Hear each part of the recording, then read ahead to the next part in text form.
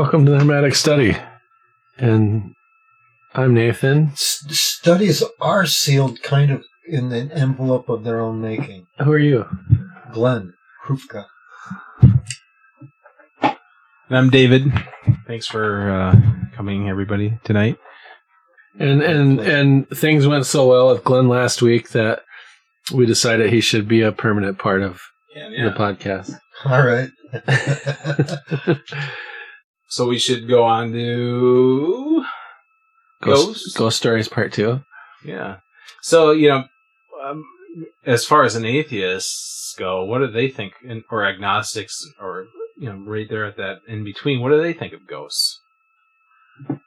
Well, I personally don't think of ghosts as real, but... So do you think it's like... But I don't think it's because of... an atheist can still believe in ghosts. Well, how can an atheist believe in ghosts? How do they explain it? Because you can still think that there's spiritual entities, part of the laws of nature. So atheists can believe in spirits? I don't see why not. I don't, but I don't see any reason why not believing in God means that you can't believe in ghosts. Here's something interesting. One time, my granddaughter, when she was like 4, I was visiting her grandmother in Wisconsin, and there was a neighbor who died, and the little girl said, "I can hear her in the trees," or something so strange like that, and that's the closest I would come to getting goosebumps talking about that stuff. But she was, 4-year-olds they're basically atheists, but she thought she knew a spirit there. You think a 4-year-old is an atheist? Yeah, I didn't conceive of God until it was indoctrinated into me. I don't think that a child would come up with that concept. I don't know. You have the young ones. You can see them. I don't see atheists believing in spirits in my mind, because the spirits open up the door for the afterlife, and does that? If it's some people who believe in ghosts or an afterlife think that there's an energy there that can't be destroyed. Yeah. I know my brother thinks that. I don't. I'm sure he believes in God too, but. So you're open to the possibility? Oh no, not me personally. Not, but other atheists. But I'm open to to the idea that those are two separate beliefs, and that they don't necessarily depend on each other, but they sure go together well. Yeah. Yeah. You know what Native Americans believe about? When I talk about Native Americans, just to clarify, I'm speaking specifically about the Sioux tribes here, not all the tribes around the country, because they might believe different things. Well, they believe the soft spot. Did I talk to you about this? I think you mentioned it a little bit. Yeah, the soft spot in the top of the skull. Yeah. They believe that was because they're more connected to the spirit world, because they're just fresh from the spirit world, and so they see spirits more than us and are more aware of that things. And then as we get older and the soft spot hardens, we become less aware of the spirit world around us. Wow. Until it's so solid that we could be blind to it. That's beautiful. But, beauty and science aren't the same thing either. Yeah. That really is beautiful. Because last week when we were talking, I mentioned that I think children are the height of what we are as human. And what you just said is definitely part of being human, to like the little girl, the granddaughter, she perceived ghosts, you could call it. Yeah. Yeah, it's hard to discern what's imagination, I think by now she probably doesn't, but I'll get to see her in a few weeks, so I'm going to talk to her about that and ask her how she feels about all that stuff. That's interesting. She's a freshman, so she's an adult now. Yeah.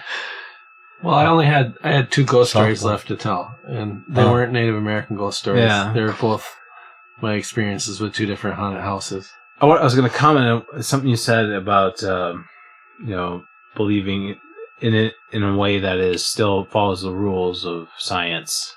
Uh-huh. And I don't remember what show it was. I've never seen a ghost show, especially lately, that I would consider having any credibility. And it was, and it would be more,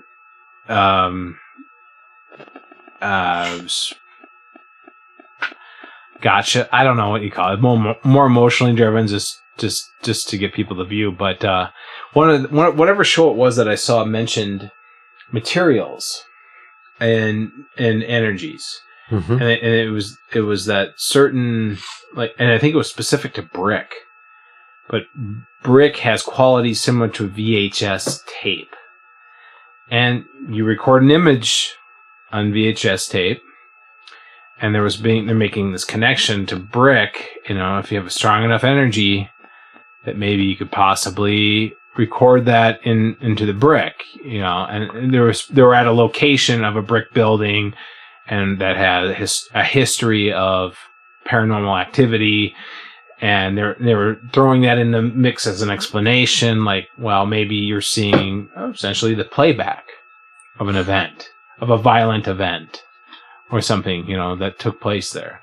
But that's like them trying to, justify it on a scientific level. But, you think about it, like, we are recording ghost things all the time. We're recording anomalies essentially now that we're going to take off and edit and, like. Waves last forever. Yeah. They do. We make it so. I believe in the irrepeatability of uniqueness. I get irrepeatability. It can't be repeated, the uniqueness. Which Wittgenstein disagrees with, saying there's no more original thought. Oh, well, yeah. Who's Wittgenstein? Philosopher, mathematician. Yeah, I like him.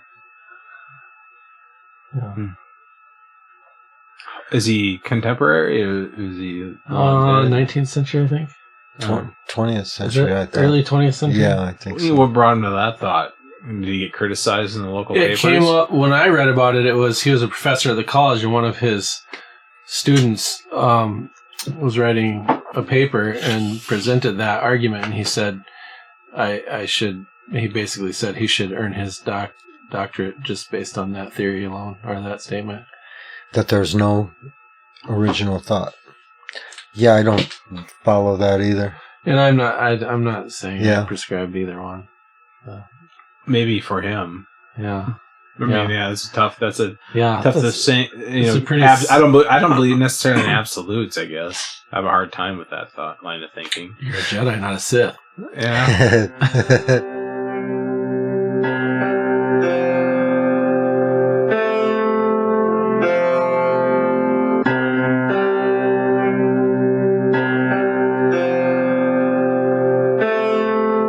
Zero is pregnant with 1. That's different than math, and yet it has a ring of truth.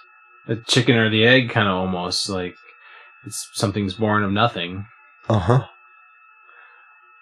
How is it? How is it that it is? Elaborate. Oh boy. Big bangs, wormholes. Well, those are the first two numbers in the Fibonacci. Back to that again. Yeah. 0, 1, 1 plus 1 is 2, and so forth. Mm-hmm. 1 plus 2 is 3, 5, 8, 13, 21. Yeah. But maybe there's something to it, and there has to be something though to it. Absolutely, right? I think that everything is a wave.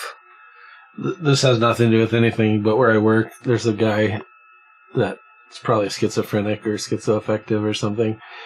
All he does all day long is write binary code in a notebook, page after page after page. 001 01 1111 0001. Does it have meaning to him? To him, it does. Well, what is it? Do you know? I don't know. Are you so this is somebody that Whoa. occupies the space there? Yeah. And so he shows this to you, or you seek it out? Yeah, I'm very interested in schizophrenia for some reason, and so I always Is he talk. comfortable with you? Yeah, absolutely. So do you ask him what's the source, or what do No, you ask him? I don't really talk to him. He gets a little grumpy about that, so I just leave it alone. But yeah, I talk to a lot of the schizophrenics there, and like to if they'll tell me about their delusions, I'm ready to listen. Even if they let me, I write it down. Even Is he in a note? Is this like he's already doing this stuff in like a notebook of his? yeah, and you look. I mean, I've stood and watched him, and it's just 0 1 0 1 0 1 or 0 0 0 0 0 0 1 1 1 1 0 0. I don't know if he really even knows binary code or not. I mean, it seems like most schizophrenics that I've come into contact with are like. There's always exceptions to a rule, no matter what, but they always seem pretty intelligent. I would be interested in knowing what it's doing for him. I would love to teach him perspective drawing. What really? Yeah. Seriously, I see love how he's schizophrenics that. Yeah. I really love Carl Jung and the old psychologists, and the way therapy originally was presented with Freud School and all his students that marched out into the world. Therapy was meant to be 5-10 years long, meeting several times a week, and I've always wanted to do that, like sit down with some of the schizophrenics, and like Jung would sit, and someone he'd work with, he would unravel the mystery of their delusion and say, this is the rock that broke them, this is why they're doing this, this, and this. Mm-hmm. And now today we're in this fast food therapy where you go to a session once a month or once a week for 6 months, and here's the medications you're on, rather than like she's obsessed with this goat because a goat was watching her when she got molested. Yeah, I mean, there's a story there. You got to delve into it. There's a story. To delve into that, they need to trust you. Yeah, you need and to that's be a genuine. huge barrier with these people. A huge barrier. They're not going to just open up. But if you're genuine doing the old time therapy, where you're genuine and you're there with them every day, every other day, right. You got to be genuine to get the trust. Yeah, absolutely. But 6 months of therapy is never going to do anything.